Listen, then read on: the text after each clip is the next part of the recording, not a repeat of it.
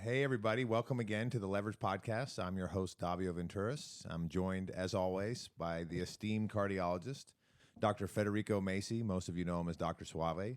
We are very excited today. We have a wonderful guest, Antony Penna. Did I pronounce that correctly? You're the first one to make it correct, yes.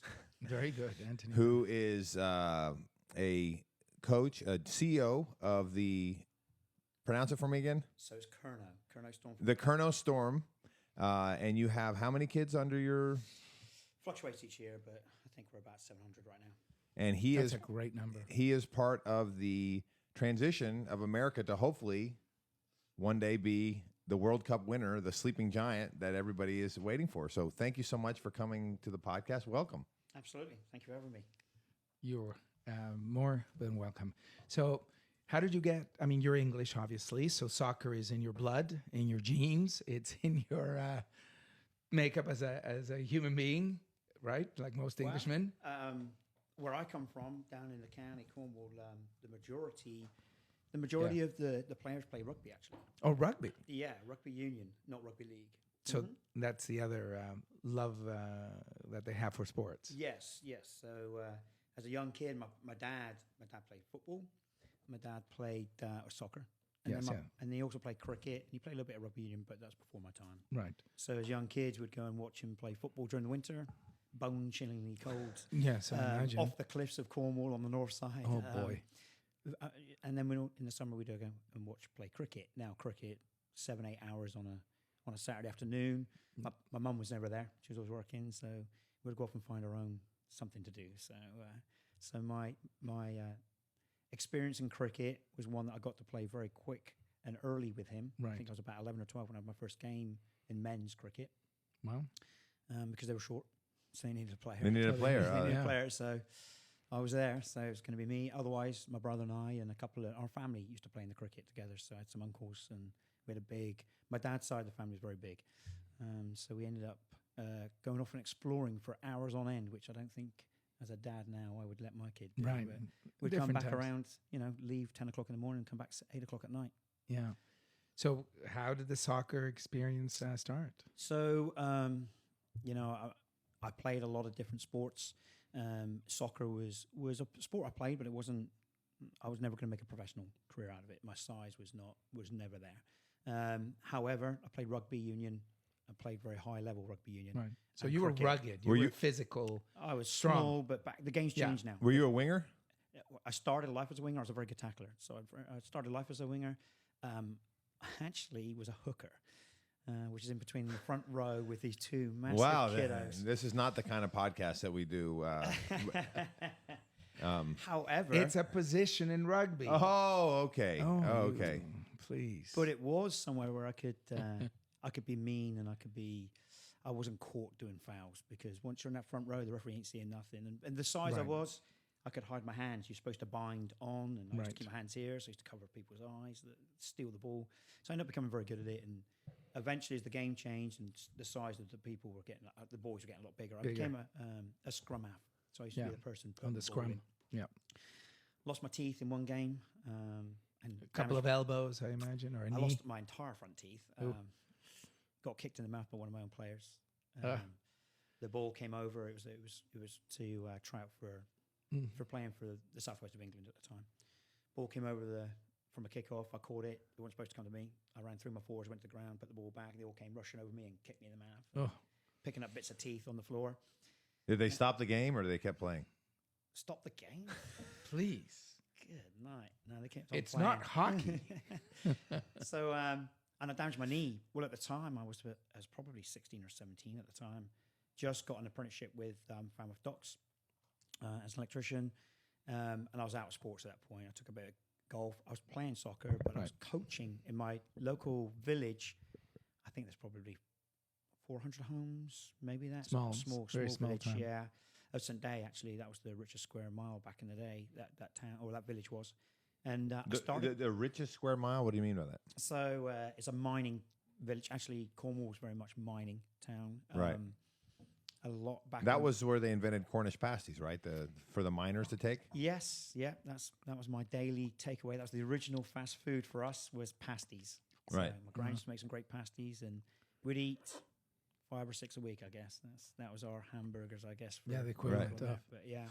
So anyway, I created a football team, a soccer team in my little village, and it was absolutely a conundrum of 13s, 12s, 11s. There was a mix. A whole mix. Oh my lord, it was a mixed bag. I couldn't drive at the time, so I had to have one of the parents drive me to games because I was not old enough to drive. Yeah. So you were the coach for this team? I started the team and I coached the team. I think I was about 16. You're not allowed to drive till you're 17. So I was. Is that common for people that young to be starting teams? There's a few and far between, but it's not a common thing. I mean, 16-year-olds typically at that age, if they're decent, they're playing, right? Right. Or they're in college. I didn't. When I left school at 16, I went straight and got an apprenticeship. I was one of two that got an apprenticeship, electrical apprenticeship at the farm dockyard. So. And that's pretty serious, lots of hours. Yeah. So this was by necessity in your small town. Right. So in the evenings, I would coach a bit. And because I was injured, I couldn't play anything, could I? Right. So I just coached. So eventually, I got good at it, I guess, because the team started winning games. We were getting absolutely hammered in some games. Were you a natural coach, or that is what you were born to kind of do? Or did you go study the game or learn from someone like Jimmy, for example? Yeah. So there's a guy called Billy Kerno. I think every person can find a mentor or somebody they looked up to or somebody they learned from. So there was a guy called Billy Kerno in St. Day, and I used to walk past his house every time to go down to the Vogue, which was where the football ground was, where we could train, and sometimes down the rugby ground at the other end. But he was a little bit older, and I turned around to him, like, this was before I started coaching. He turned around and goes, "Hey, can you put a bunch of boys together, bring them all out? We'll put a team together." So we put a team together. I must have been 13 or 14, something like that. And I got like 30 of my mates from school to come down, and he ended up coaching it. And then I was up at his house every day. Right. Just learning from him and picking up tips. Not even that. It was making phone calls, get games. Oh, because we weren't in a make league. sure everyone showed up. Yeah, just in talking about the game. And right. I mean, he was all about it. He was all about football. It was his lifeblood, and that was his. You know, he went to work, and you're working for the man, and you get home, and he's probably getting, he's working for the lady of the house at that point. Right. So getting out on the this is his pitch, outlet. This is it. Yes. So he used to do two nights a week training. We'd try and get 3, and then the rest of the nights I'd be at his house, and we'd be making phone calls to people I knew, or he would know, and I'd learn all of the ins. I've been like a manager, if you like, just managing a team. And this is, you were at the time you were 13. 13, oh wow. 12, 13, Young kid, 14 maybe. Well, he got ill. Couldn't do it anymore. So that's why I took over. But instead of doing my own age group, which would have been a disaster, right? I started with some of the brothers and the sisters. The younger. Yeah. So I knew some of the younger kiddos. Started practicing them, and I just copied some of Billy's drills. Just try and copy.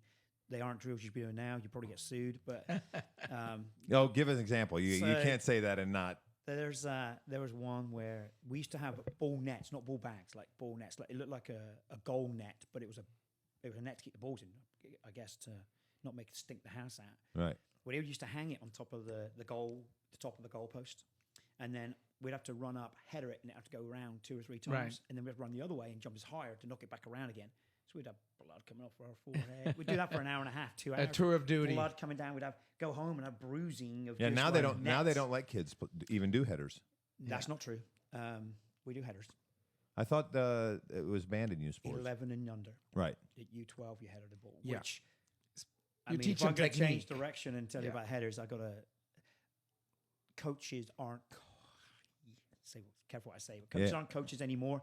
They don't teach the right way. I think if you taught the right way to header a ball, you wouldn't be having an issue with. Exactly. Listen, collide with a head-to-head, that's a concussion. Sure.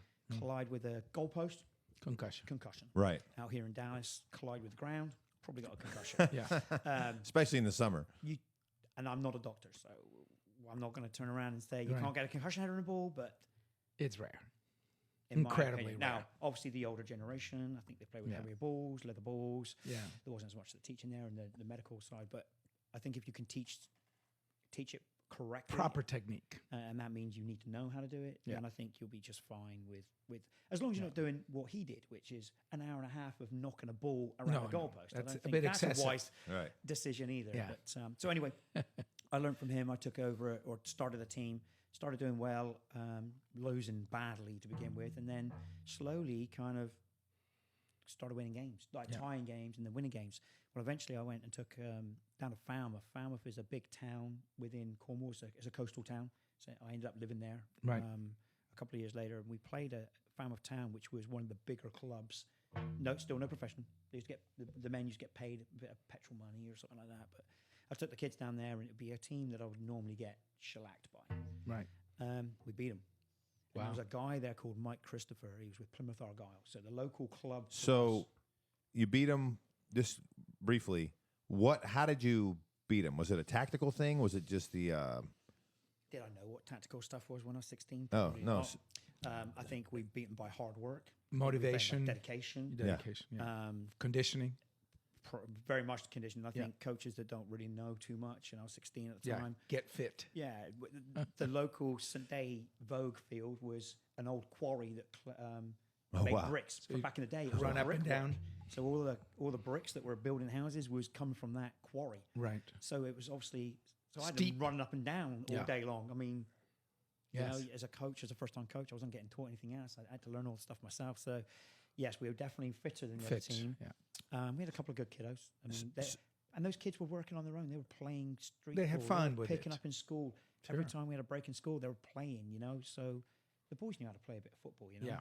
Yeah. so you beat this team, this bigger, ostensibly Yeah, team. because we were 11, 12, 13-year-olds, and we're playing in a U14 league. So we were playing nothing but in Falmouth. You had straight up U14s. And You might have had the odd U13 that was decent. Right. That was too good for the 13s, maybe, or needed to be developed in cup. So, but we beat them. It wasn't by much. I think it was like 2-1, something like that. It was just a goal. But this guy that was watching, he was a scout for Plymouth Argyle, and he come up to me after and he says, "Hey, I like your demeanor on the sidelines, I like the way you encourage the kiddos, and you ever thought about coaching?" Wow. So I said, "Well, who are you?" So he introduced himself, and he says, "I'm with Argyle, and we do." Back in the day, they used to do what's called Centre of Excellence schools. So there were centres within, a certain area of the local club, the professional club, and then they would use those Centre of Excellences to take the best kids and then give them dedicated training and try and increase the level of playing. Right. Right. So he said, "I'm with Plymouth Argyle." So I came along and I went to a Centre of Excellence, and before I know it, I ended up coaching for Plymouth Argyle in the youth For division. them. So I was coming now towards. I was getting towards. I was already out of my apprenticeship, so I did a 4-year apprenticeship. Obviously, that was my income. I just bought a house. right. So down in you were Falmouth. balancing both things. Yeah, With your I was- heart I was working on the soccer side. and I was working night shift. Yeah. So my boss would always turn around to me as an apprentice, and he would turn around and say, "Hey man, we need you to come in for the weekend." I was like, "Ooh, Ooh. that ain't working." Couple of for me." games. And I couldn't tell him. I was dead scared of him. Like, that's not for me. So I had to try to figure out a way of so I could still play, Right. back playing them, and coach, because the boys were being coached on a Sunday, and I'd play a game on a Saturday. Right. It's a bit different outside of my county. Most of the youth teams would play their game on a Saturday, the youth time, and then the men would play on a Sunday because professional games always played 3:00 on a Saturday afternoon. So you could never get any men to go and play Right. the games Right. to go watch their local team, right? So I ended up jumping on the night shift. So I'd work 7 nights a week as a So you could be available 18, during the day. 19-year-old. Wow. So I could be available during the day. And, I ran pretty much the night shift on my own at that point. And I was kind of enjoying that. So Right. it allowed me my time to, and then, I could also still coach during the evening because I didn't have to get in work until 11:15 at night. Yeah. Oh, So you could- perfect. So 6, 7 p.m., 8 p.m. I'll go fine. home. I was off at 6:15 unless, Tidal had to get a ship out or a ship in. I had to be there for the Tidal times. But apart from that, 6:15, I was on the road to Tidal, home. you mean by TIDAL? Tidal? Yeah, I was working a shipyard. So Okay. if we were bringing a ship in and out, a vessel in and out, the tides. we had deadlines to meet, but it was Tidal. So Yeah. depending on when the high tide was when I had to be there. Right. I mean, that's During quite my shift. the regimen and the discipline you had to keep to be able to do both things Yeah, and I was- successfully. My dad was an electrician, and I had my choice of going to be an electrician or join the Royal Air Force. Or I was Right. doing actually a bit of law at the time. I was trying to get work experience at the Truro Combined Court Centre, trying to see if I want to be a solicitor. And my dad in not so many words. So you're a urged me to get hooker and a solicitor. It's going in the right direction here. Right? That's A for our, lawyer for in our, England. for our American audience. We need to translate some of these words because Attorney. An attorney. we have some of our listeners that can be a little bit conservative, and we don't want them to get the wrong idea. So a solicitor in England is an attorney. Yes. I'm thinking that's the correct. Yes. Okay. Yeah. So we have barristers as well in England. Right. But I'm not sure what that would equate to over here. But Escorts over here. there you go. There you go. So at that time, I guess I was in 18, 19, bought a house in Falmouth and trying to juggle everything and also started traveling up to Plymouth, which for me and the back roads, it wasn't the normal roads. Exeter would have been the normal road, that's where the Romans stopped. So straight road started at Exeter, Right. as opposed to passed into the heathen country. And so going to Plymouth and coaching up there, and then back in the day, I look now at the coaches in today, and they just don't do any type of apprenticeship. You talk to some of us, and probably Jimmy back in the day, and Joe Malcolm, one of our coaches we got now. The amount of time we gave up for not being paid to coach, It's a ton is of time. astronomical. Ton. You You get put in kids- 10,000 hours. Yeah, I get a coach now Easy. come up and said, "Hey, I want to start coaching. What are you going to pay me?" Yeah, really. Dude, you haven't coached a day in your life. Exactly. Right. So, I gave up a lot of time. I did community coaching up in Plymouth. I did what's called a Wrigley scheme. So I worked with a lot of street kids and, kids that were probably getting into trouble if they hadn't found something each night they could go and just, Yeah. Something to s- keep 'em go busy. kick a ball Yeah. around Something and not positive. get into fights or something. Soak up the time, right. Yeah. Plymouth was a big town as well. Yeah. So, You recruited some of those kids, and they were probably pretty good athletes as well. yeah, for sure. Well, you spotted a couple of boys and you bang them over to Argyle. But, there's also... But bang him over has a different meaning. Okay, just in case you were thinking. So anyway, at that time... I didn't even catch that one, Fred. That was Yeah, on well, you. Okay. So I guess at that time, I wasn't enjoying it down at the docks, and I changed kind of what I was doing. I won the Queen's Medal in '97. That opened up the doors to a lot of. So of that things. was a huge It step. was huge, yeah. Yeah, So because a that's lot a of very prestigious. open to the British Empire. award. So Yeah. Australians right through to Canadians. And how did you UK. win that? Tell us a little bit about that. That's So the fascinating. Worshipful Company shipwrights would open, and a Worshipful Company would be in different types of programs as well. And the engineering would come under the shipwrights, although a shipwright is its own category on its own. But it was only open to apprentices. So in our shop, there was myself and Ben. He was another player. He's the kid that knocked my teeth out, kicked my teeth out. So we were both forwarded by our department Right. to be put forward. And there was only, I think, we got shortlisted to like 12 people. Wow. So we had to then go to Northumberland. We had to be in Newcastle, and we had to do a selection of like trainings and I don't know what you call it nowadays, but group. You have to work as a group to work out problem solving. Problem solving, You have yeah. interviews, and literally was up at 7 a.m. Yeah. so- building rafts to get across a reservoir without dying. So. And it was frigid temperatures. So- survival. so it's that, and it wasn't always that. It's just working out different ways of being able to Work as a solve team. a problem. Yeah, Sure, solve yeah. a problem Okay. as a no team. problem. And we were young. So Yeah, I yeah. think even this day and age, we Great probably have some lessons. youngers that wouldn't be able to do it. Yeah, great lessons though. And then we'd have honestly. interviews, and we'd have to do presentations. So I did presentations at the night, and then they'll come away, and they would. And what is this program? What's the basis for it? Is this trying to? Apprenticeship that he was in. Well, no, No, the no. apprenticeship is with the company I'm at. Oh, This was No, an this is for the- award That's for the electrician to become an apprenticeship. electrician. It So was they this- put you up for this award, but the what's company the put me up for it. yeah? What's the genesis of this whole? Well, it was to identify emerging talent. I would guess is what you Leadership. call it now, leadership Yeah. throughout the empire. Without, Oh, the okay. British Empire at the time, the Commonwealth. It's not the empire. but In Commonwealth. in various fields. Okay. Yeah, so shipwrighting would cover shipwrights, welders, fabricators, engineers, Great electricians. concept. Yeah, that's great. So, yeah, there was the short list was between in two of us in the end. Two of us won it, and a guy from Scotland. He worked at a shipbuilding yard. I was at a ship repair yard. He was I think he was a mechanic. I think he was a mechanic at that, Mhm. and I was an electrician. He won the silver medal. I won the bronze medal. Wow. So yeah, They didn't And- give out a gold. no gold medals in that. for those awards for Oh, whatever that's reasons. interesting, It's right. kind of crazy. So then we had to come back to London, bring our family up there, and there'd be a big, huge ceremony. We had to kind of dress up and So stuff. parents came and Yeah. Well, my dad didn't. My dad was on. Who handed you the medal? The Queen? So it wasn't the Queen, but it was the Queen's representatives and stuff. So that was pretty cool Yeah. at the time. But a lot of things opened up. Because now you've been anointed. Yes, I had an offer immediately afterwards to become the lead electrician on a sheik's boat. I got an offer to work in Portugal.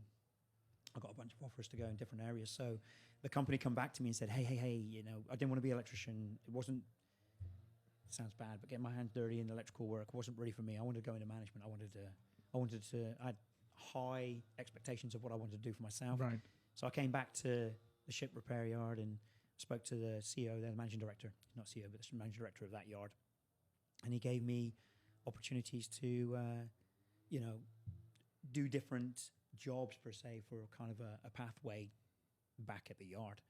And so I was in the night shift. I was the only electrician at the night shift. And I was still only 19, 20 years old, I guess. So I was responsible for millions of dollars worth of Right. electrical and the Huge, shipping yeah. and the yard as a whole, the systems, because we had our own systems to maintain electrical supply within the yard. So I was responsible for that as well. Wow.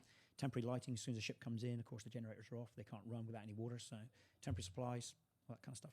So you mean you weren't on TikTok eating fast food? There was no TikTok then. And Playing video games? playing video games, Wasn't my and thing. then crying that you were oppressed. That was not You weren't me. doing that. None of that. None of that.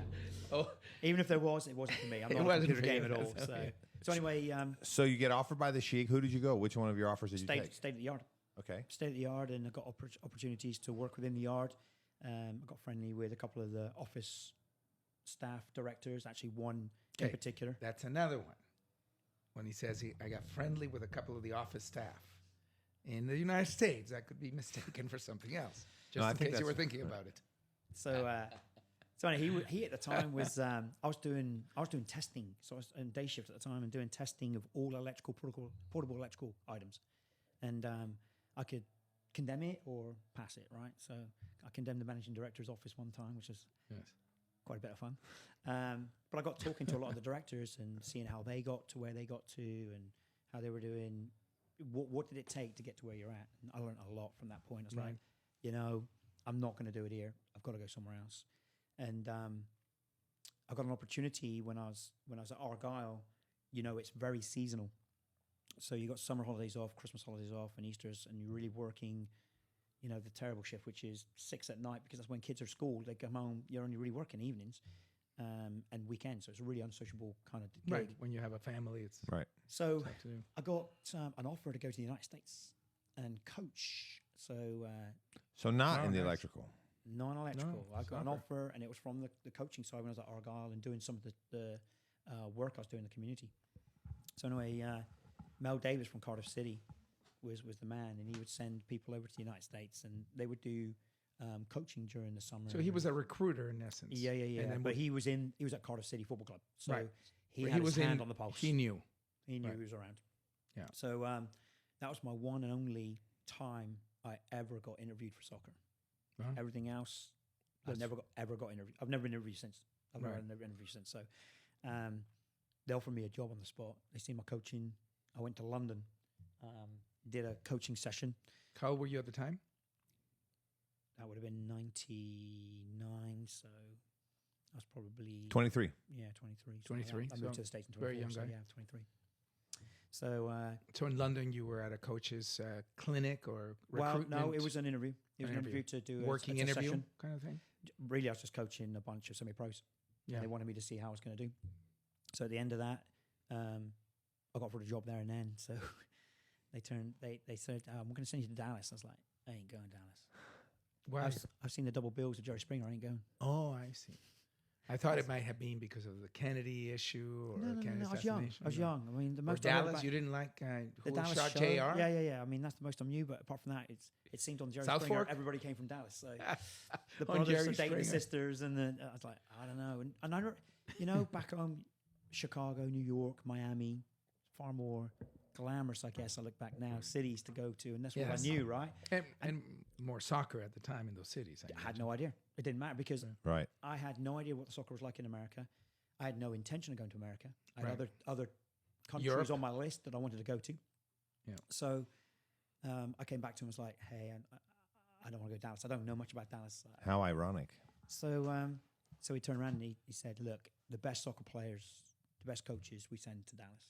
So that first year I came Wow. over, which was 2001, our coaching staff had people from Blackburn Rovers, Manchester United, Man City, Why Dallas?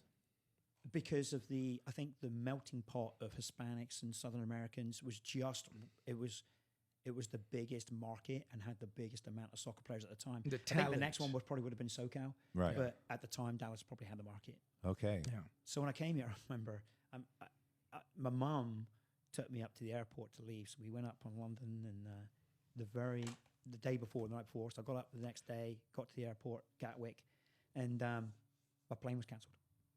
It's a sign. So I was speaking to the agent, and they said, if you're real quick, Delta will take you. I didn't even look at back at my mum. It's gone. I was gone. Yeah. You just So they took my suitcases. I ran.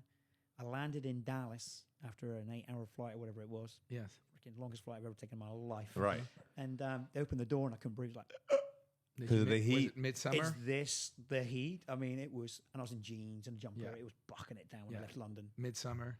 They gave me a boat for a car, which is a LeSabre, Buick LeSabre. Oh, lovely Those vehicle. bloody things drive like a boat. And it Yes. took me all the way from DFW to Fort Worth to pluck up the courage to do a left turn in the center Yeah, because lane. you were learning, right? You hadn't Oh driven. my God. Here's the keys, go. Never driven on the steering wheel's on the wrong side. Yeah. The roads are driven on the wrong side. yes. And I was young. No, in I was Dallas they young. drive on the right side. Yeah. But I was so young, you know. Looking back now, I was Yes. so young, and What a great experience. I jacked my job in. Of course, I didn't say that. I jacked my job in. So I was coming over here and earning $100 a week to live on. Which is Yeah, not compared much. to what you Even were. then. 2001, and I bought a house and I had a couple of cars, and Yeah. I was doing all right at the farm dockyard, and I just, the house. Well, I had just bought, I had a electrician, when you- mortgage. When you're that important to the company, I mean, that's a very nice living, right? Yes, It- yes, it really is. I've Great done very profession. well. Yes. But anyway, I moved. So I started my first session up in Keller, of all places, Keller and Trophy Club, and Yeah. Hurst, and Yeah. Farmland. yeah. I mean, it's so built up now. Yes. 20. But back 23, then, so 24 we're years talking ago. 91, No, 2001. 2001, sorry. 2001. So that and was it was brutal. Around 9/11 or just prior to is when you came to Dallas. Well, I'll talk about that in a minute 'cause I flew home in September. Oh, you did? So, Wow. so anyway, I had the best summer of my life. The people in Dallas were unbelievable. Mike Jeffries was at Dallas Burns, so I got a bit of time with him. And there's a couple of boys back from Rangers.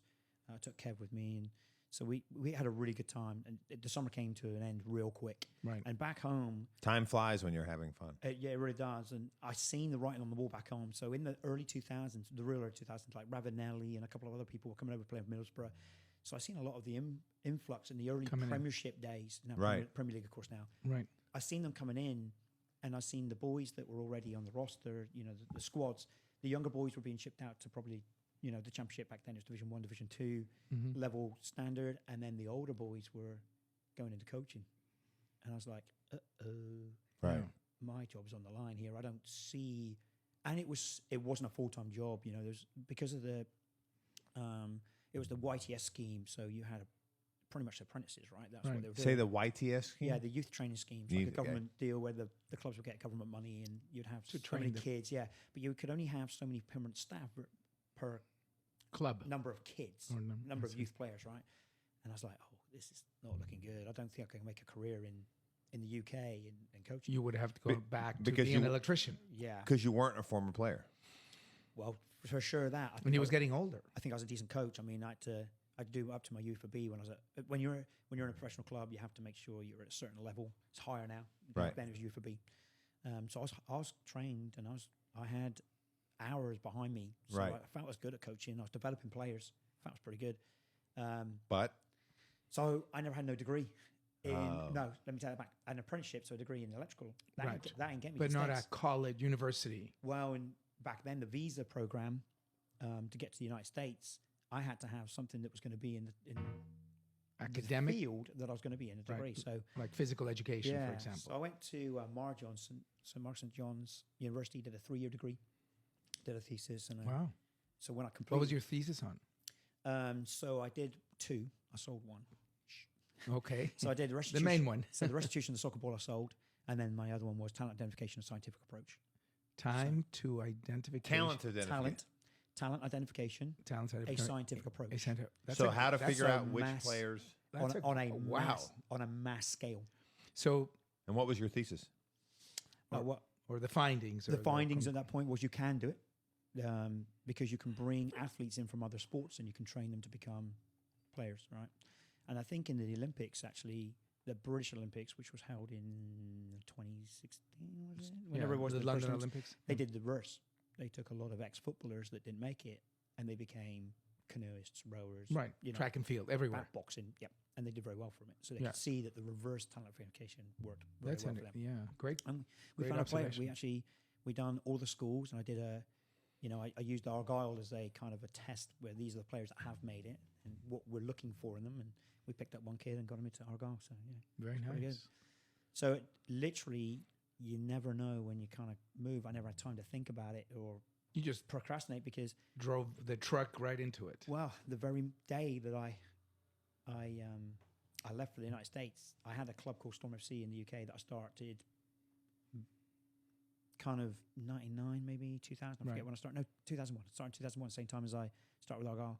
And the players that didn't make Argyle would go to Storm, and Storm. we did very well there. Well, we used to hold a awards banquet. So the very day that I left for the United States, I did the awards banquet, left all my crap in Argyle, drove in a removal van to the airport, got dropped off by a good couple of friends of mine, and jumped on the airplane and went and never looked back. And I think that was probably the easiest way to emigrate because there was no thinking. Right. If you had given me a week, I probably would have thought of all the things that I need to do in the UK and stay there, and what am I even doing? Sure. 'Cause, Right. You know, my mum was like that. You know, what are you doing? Go. You know, you've just bought a house. You know, the typical things that probably people older generation would think about, which is your mortgage, your marriage, your maternity. Get them out of the way. Right. Worry about. More it's like, yeah, I'm cautious. not going Right. until I get retired. I And- want to follow what I want to do, and you only live here once. And I was Yes. told at school I was going to be a train conductor, and now look at me. I'm not a train conductor. Right. I was Mr. Average at school, and I've made something of my life. So But Anthony, you know, that was a great indicator of the type of person you are, which is, I take the challenge. I go. I don't need to think it twice, and I'm going to make something of it. And that's why countries that- with high immigration, they're getting people like you, Yes. or you, or my dad, people that have that ability to take the leap. well, And take the challenge. I think more to the point, you don't have a choice. Yeah. I'm on my sometimes- own. Right. And You're if on I your don't own. make it, I'm going back Yeah. because my visa is only going to be lasting at the time it was a 3-year visa. Exactly. So if I'm not going to make a success of this and work my rear end off, I'm going back home. Whereas I think if I was in England, am I going to work as hard as I was, because that's my makeup, right? I'm Anthony, busy. One more point. You had already put in a good 10 plus years, year in, year in, sometimes, as you mentioned, working for no money, working the night shift, first in your apprenticeship Right. as an electrician, then you're full time as a young guy in charge of the night shift at a young age with huge millions of dollars of ships and responsibilities on your shoulder. So you had already gone through what is called life university. You already had that in you. So you knew what you were capable of. You had the metal, the inner strength to be able to overcome almost any obstacle. Well, It and I was think already in people- there. And I think people telling you, you'll be back. You'll be back. Oh, No, yeah. really. You'll be Oh, back. so your people were scouting. Doubters. Wow. Yeah. I tell you, I missed out when I came back in my first year in America. I had no money. You know, I came back. 'Cause you and said, I yeah. had a little bit of cash, but I Yeah. never had enough to live on before I went to start my college. My college was starting in September, let's say the end of September. But I was back at the beginning of September because I came right before 9/11. I was flying, you know, the airports were crazy at that point. Right. Right. Guns everywhere. But I had to get some money. So I went to what we call the dole office. It's the unemployment office. The government helps you out with if you've got unemployment. Not the pineapples. That book to fill out was that big.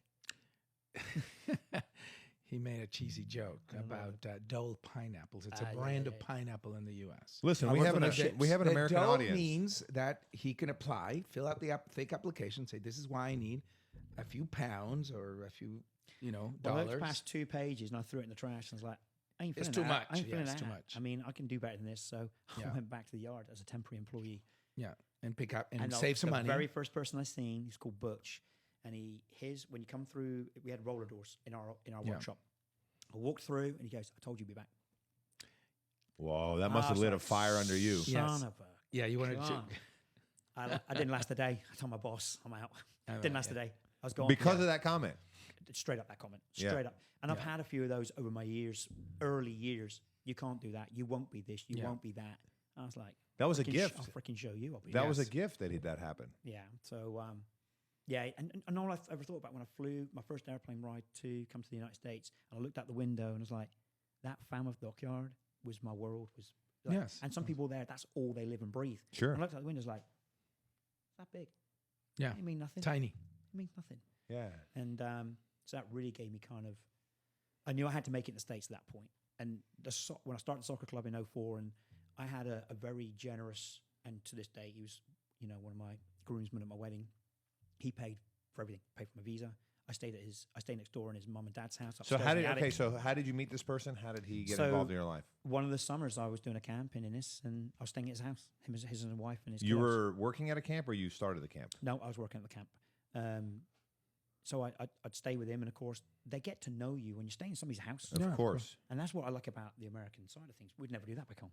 You have pubs and all that people gather around, but here's the houses. Yeah. So I got talking to him, and he would be at every one of my sessions. He'd like, and I'd only have, it was a bit like back in the very first sessions, I'd have 8, 9, 10, 11, 12-year-olds all in that 3-hour space. I'm trying to figure out stuff to do for an 8-year-old that a 13-year-old is easily going to do Right. and without breaking somebody's leg, And he said to me, I've never known anybody with such passion for the sport, for soccer. And he told me at that point, there's nothing on the south side of the Metroplex for club-wise. All these kids Right. are having to go north. Yeah. So he said, if I paid for it, would you come here and start a club? Wow. Yeah. Most of the clubs was are in such- Plano, Texas. For those who are Right. not from 6:35 the Dallas-Fort Worth Metroplex, that's a long drive. That's an hour at least. And those practices were at Each 6 way. o'clock, and you're going through, Traffic. it's Yeah. freaking rush. And the parents work, and so it's difficult. Yeah. So he said, would you be prepared to do it? I'll support you. Yeah. So that was it. I came. I stayed with him for a month or whatever. And were then there I moved fields next door to him. available? He had everything. He had all the fields available in Yeah. Ennis. And then the soccer association changed hands, if you like. They voted because one guy didn't like me over here, and I was like, "What's the problem? It's taken you 3 years. It's not like I just came over on a freaking flight, Right. It's taken 3 years of a degree to get to this point, and attorney fees and everything else to be able to get here legally the right way, right?" Yeah. So what they change the rules? They wanted me out because so some of the kids that were going to come. So my first team was a 90 boys, 92 boys, and an 88 boys. Mm-hmm. And some of those boys were playing for this particular coach. He was a German, so he didn't like English at the time anyway. So Yes. It's natural. so he's like, I've got to stop this, and he became the president and stopped the kids from trying out for a competitive nature, so to stay recreational. Oh, wow. So I had to move. So the school got built on the fields actually in the end. I moved to a baseball field just on the other side of town, which wasn't a great part of town, probably not the best place you want to be. And then it was never used. So the city let me use it and put the lights on. Well, then once we were there, people want to use it. So I had a baseball coach coming in and trying to knock us out and saying they would come first and start bashing balls at my kids, like throwing balls at them. Just Like Literally mafia tactics. yeah, it's like, so this is not working for us, and Innis ain't working for us. So we moved the club to Waxahachie. So the Ennis founding fathers weren't being helpful in this situation? Well, there's only much you can do. Right. It's out of hours. Politics and other it's interests. Listen, that's not going to be the first or the last that I get. So Waxahachie just was recipient. Well, really, there was a club already in Waxahachie at that point. I think it was like 2004 or 5, maybe around that time. And there was a local park that was free to use. It was first come, first served. I didn't want to cause any ripples. I only had 3 teams back then. So we used it was a high school coach, mid-loading high school coach that started a club there, Ellis County Soccer Club, I think it was called back then. Yeah. And so I just used a 10 by 10 and just went and practiced my business and just stayed in that 10 by 10 and let them have the whole fields. Walked during that entire year. They see my coaching, the parents on the other club. It flipped. The end of the year, completely flipped. We had the whole field. He had a 10 by 10 because, and I wasn't that bad. I was like, you just used to have the field. I'll coach every day of the week. I'm good with it. Right. And the club started snowballing, and we picked up a 95 boys team a year before, and they end up winning national championships, Wow. three in a row. And Wow. Okay. that kind of put us on the map, really. That's Did you have incredibly talented players, or did you take these kids and make them national? I mean, national champions, that's a big deal. They were all Hispanic, apart from a goalkeeper. He was a proper white boy. First game, broke his wrist, out for the season. Wow. But I took him to, I was told back then, you have to go to the Classic League and play in the Classic League. That's what I was told. That's not true at all. You didn't have to, but of course, we got murdered. And these kids were great. I was looking at practice thinking, these kids are all talented, but they're all individuals. They were all individually talented. Yeah. Didn't know how to play as a team. So it took me probably 18, 24 months to be able to establish the team into a team that could be able to support each other, play. They would understand the game a little bit more. And that's really what we changed up. We weren't going to compete against the big clubs in town, the Dallas Texans, the Inters. Right. Back then it was Andromeda was around back then. We weren't going to beat them. We weren't going to compete. What's the point? Don't tell people that we're going to compete with them. Let's do it a different way. So I created really what we did back home. We're going to create a family feel. We're going to be developing players. We're not necessarily going to be competing against you. But then over the years, it's become a competitive club that we are now in the top leagues as with the other clubs, and we're competitive with them. And we've got people that want to come and join us. Right. So Because it sounds like you're process oriented. And so even though in the initial phases, the teams that played to win had an advantage, as your players went through the process of developing, by the time they got older, you were better. Yeah, we were able to compete. Yeah. To me, that's the problem with youth coaching in America. I mean, I'm not saying with you, in all sports, right? Is that results is so important to the parents and the kids. And at a young age, you're better off learning the process to improve your skills at the expense of maybe you might not win the game. I think there's multifaceted areas to that. I think over here, the end product is college. Back home, you're providing players to try and get into the first team. Right. Or at least be an asset to the club that you can sell, right? So you're trying to develop a player to play. So the results don't matter at 13, 14, 15, 16, 17. What matters is placing kids in the right environment to be able to be competitive in their environment. And in the youth environments, in the professional club scene, you don't have leagues. You go and play festivals, or you go like friendlies. Yeah, it's for the whole age group. You go and travel to Newcastle, you go to Manchester, you go wherever you go.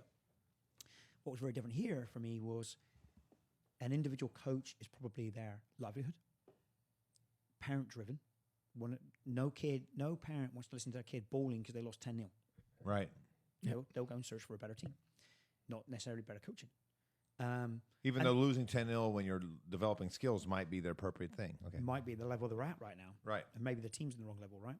But ultimately, I think over here, the parent wants to win, and that American, when I was living in England, that American kind of drive to be the best at everything is what we were jealous of.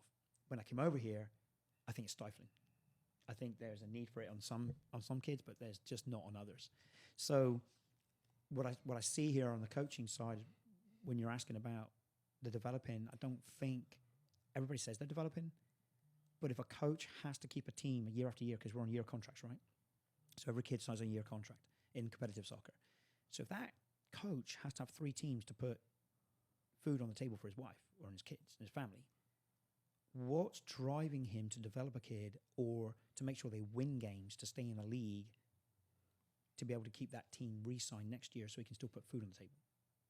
And that's the problem. Yeah. So we have leagues here when I first got here that are Classic Boys League, Lake High School, it's all promotion relegation. You're guaranteed if you can't be in Classic League, you ain't going to have that team. It'll break up. So you're constantly looking to get in the top 3 or 4, top 2 to go up, or stay in the top 6 or whatever to stay in Division 1 and not drop out because you'll keep your team. So what are you going to do? The incentives are perverse, yeah. So what are you doing as a coach? Trying to win. So bang your horses up top and play the ball to the players up the top. Yeah. And then I think you can generally say, look at the national team and see if That's how they play. If there's a very similar Yeah. way of playing. Now, I'm not bashing on the American team. I think there's a lot of talent in the United States. It's a much bigger country. I mean, there's so many more kids here. Right. Now, the money in football and basketball probably take a lot of them away than the money in MLS. But ultimately, there's a lot here. But I think the way we go about it is probably wrong. I think some of the better leagues that are coming out now that has no promotion relegation are probably now a coach can say, well, you know what? Yes, you still got to have a good rapport in winning and losing. You've got to have a good balance. but you're not forced now to have to win games for the sake of winning games. You can try and do things the right way, and if the messaging is right within the club, within the organization, then yes, that's great. If you're going to continue to tell people we win, we can beat them, we're in this, we're in that, then you better live up to it. But if you continue to tell people it's a process, it's a job, what we're doing in this year is what we're going to work on here. Did you see it in games? You can video it. You can then put it back to the parents. I think that's a better solution. Have you found that you're able to do that? That you're able to, or is it just a balance of finding parents and kids that are willing to go through that? I mean, I'm not. I mean, I don't like turn around to people and say, "Well, I'm this, I'm that." The other thing, I like the field to be able to show what I got. I mean, I've had teams in very recent times in the last 3 or 4 years that I've picked up, and again, a very good coach for me is a selection of kids that you never have tryouts because you can only have 12 kids. There's not 70 knocking on the door to play in a team that are all athletes. Right. You're dealt your cards you're dealt with, and you can get them to a point where you're competing with the teams that have got 70, 80 kids knocking on the door of athletes. That's a coach. That's somebody that can then see what you have, understand how the best way to be able to play is as a team. But I think there's also, I lost a team last year, a 12 girls team, U11. I lost the team. Oh, we had a small roster. They were a mixture of kids that probably weren't as fast, weren't as physical, weren't as talented as some of the other kids. They were talented kids, don't be wrong. There's very talented kids in there. But as a group, I was able to squeeze the best out of them. And we were competing with some of the best out there. So I knew our back line wasn't fast, but we was competing against some of the horses out there. So we made sure we defended on the front foot and made sure we understood the game well enough. Principles of play, systems of play, roles and responsibilities within that system of play. Right. We understood that to a T that we were able to compete. The parent, though, sees it differently. They now see us winning and think, my kid's better. Oh.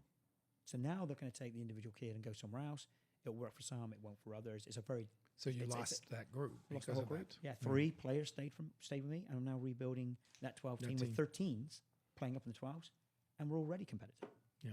Not win every game, but we're competitive. But if you had given the opportunity to take the prior team and the parents had understood the process, they would, but at 15, 16. But parents aren't going to say that because there's always going to be another league that they have been told they got to get to. Right. And that not necessarily is something. Correct. Yeah. Mm-hmm. So part of your job is educating parents, it sounds like. Yeah. Oh, you can spend your life doing that. It's Facebook's the worst thing ever invented. All the groups on there, everybody's a coach, right? This is the worst job now.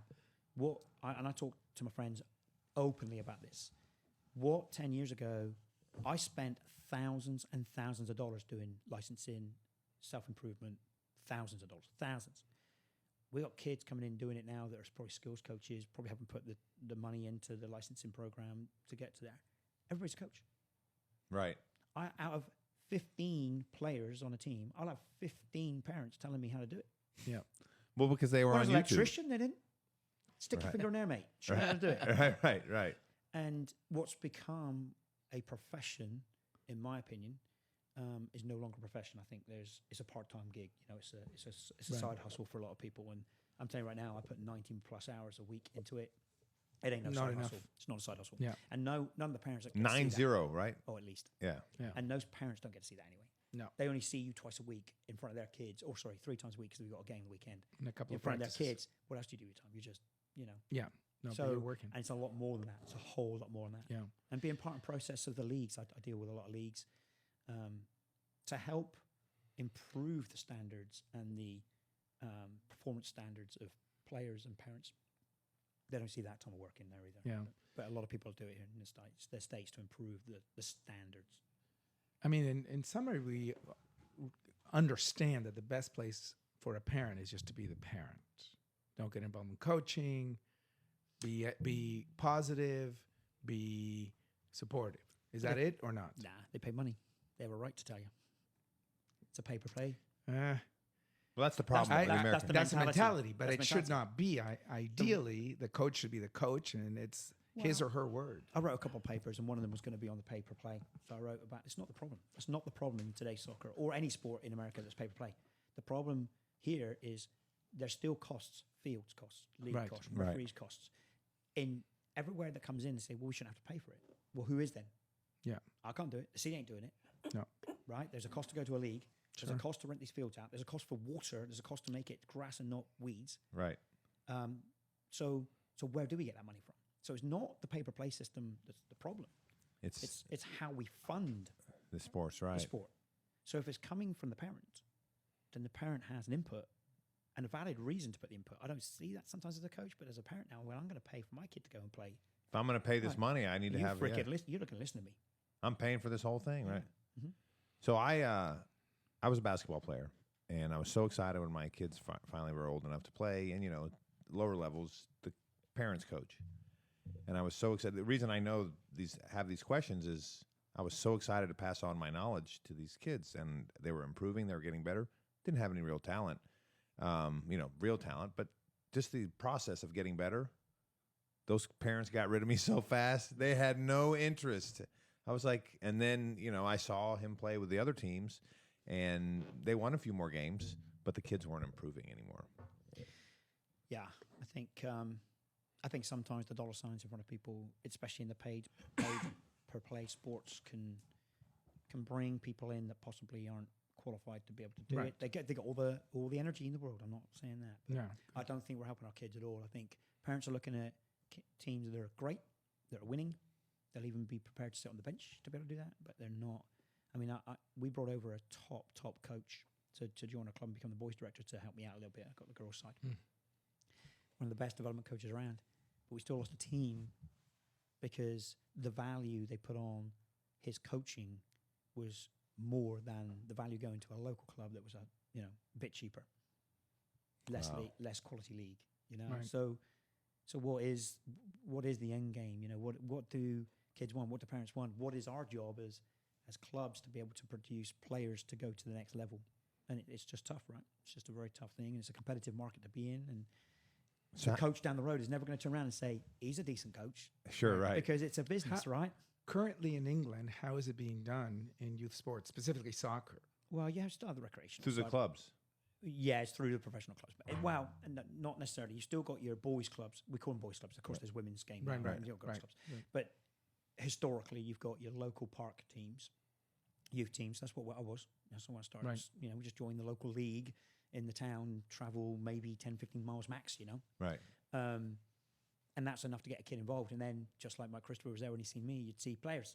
Hey, you need to go to A bigger a club. school. Right. Right. School of excellence with his club. And then, excuse me. So that would then continue. Now you go to the top clubs, and those top clubs would have, and funny enough, those top clubs probably aren't as big as clubs out here. Right.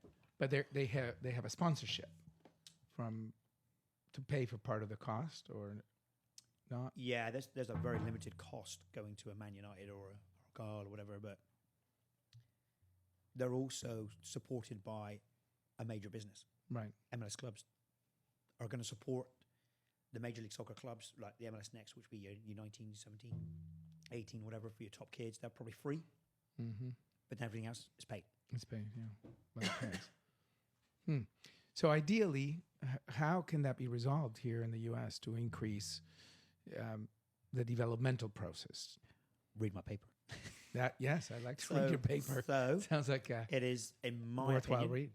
you would immediately change the way that people think if you could change one thing, and that is the Major League Soccer clubs right now have a youth division because it's a revenue source. Right. But they're now competing in the marketplace. So how many of my kids am I going to say, you need to go FC Dallas? None. None. Why would we compete? Why would we go to their games? They're in a competition. They're looking to take my kids. Yeah. If they became a club, every MLS club became a club that would have the very best kids, which they do. I mean, probably in Dallas Yeah. is a mixture between FC Dallas, Solar, and Texans, and they're probably spread out a little bit.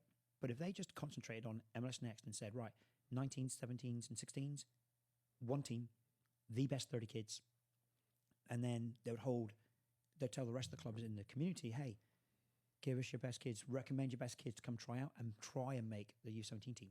I guarantee you every single team at that point and club will want to have their kid on the FC Dallas team, because if they get it, what are they going to do? They're going to market their club as Yes. the best development club there is. Right. The We best can coaches. get you. Yeah. Yeah. Now the coaches are no longer looking to win games, but to develop players to get them to the FC Dallas team.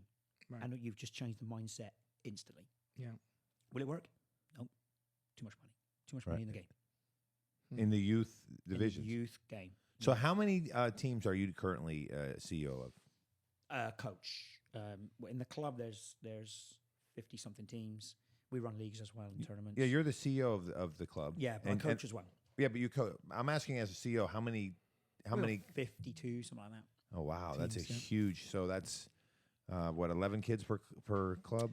It depends. You got different formats now: 44, 55, 77, 99, 11, So it's like 700 kids. roughly. Hmm. Roughly, yeah. Of all levels, by the way, of all levels. We And- have great teams, and we also got development teams. Right. So and then like that was the other thing I noticed is my kids late bloomers, and they were kind of teams wouldn't take them. I couldn't find a place to take them. And what you're doing is you have some teams for kids that aren't as good because you never know after puberty who's going to all of a sudden blossom, right? You Is don't know that how much effort you're going to put in? right? How much time and commitment. You'll have some kids that probably aren't as good. And I learned my lesson real quick. I turned down a kid when I first got here. He went back to rec. His dad pleaded with me the next year. Rec's no good for him. Please let him on. It's like, you know what? You're going to need to do this. You need to play extra games. You need to go into I called back then academy program. There never was an academy back here then. Right. The academy program would be extra games and like special trainings. I say special, just additional trainings. And he became the best player.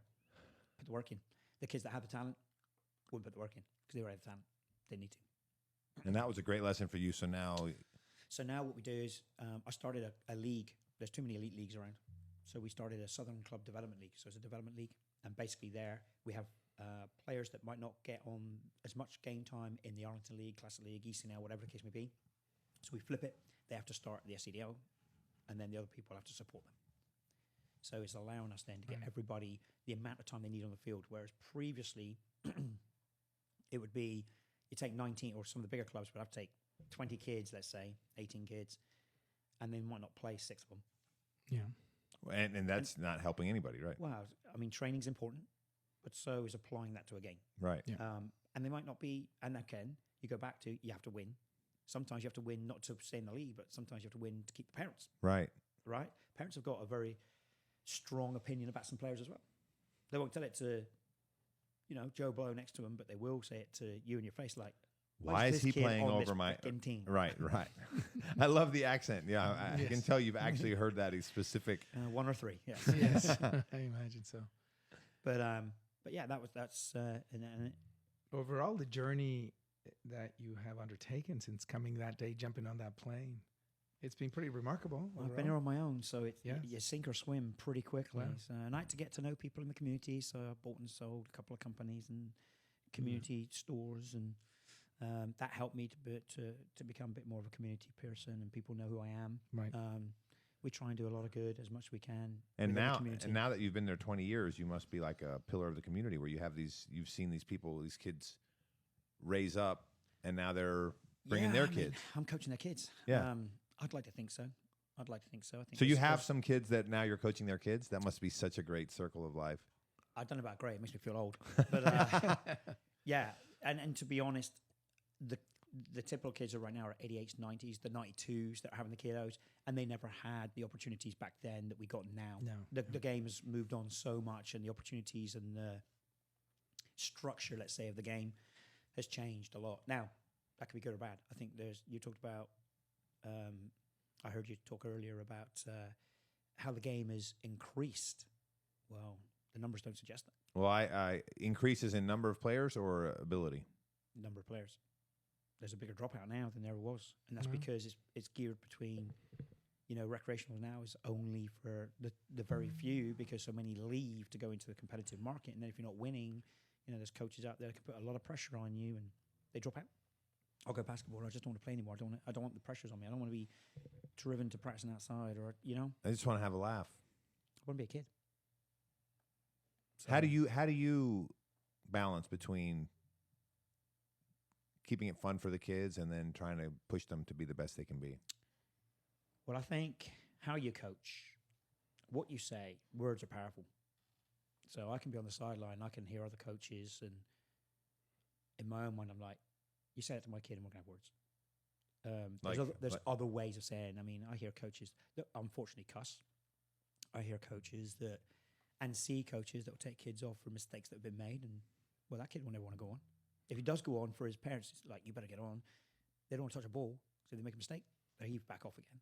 Well, I think that's the worst thing. You have to be willing to make mistakes, because I got in my career, I never didn't get to a high level, but I improved more through my mistakes than I did through doing the same things over You'll and over have again. a kid play for you, and I want people to play for me, right? I want them to run through brick walls for me.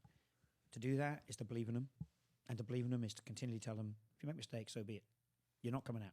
Right. Deal with it, move on, life's full of them. So I'll make them all day long. You make the same 3 mistakes, we got to have a conversation. Right. Right. But you're not going to lose game time because of a mistake. Because I think all we create there is frightened, scared players. And that's not going to help anybody.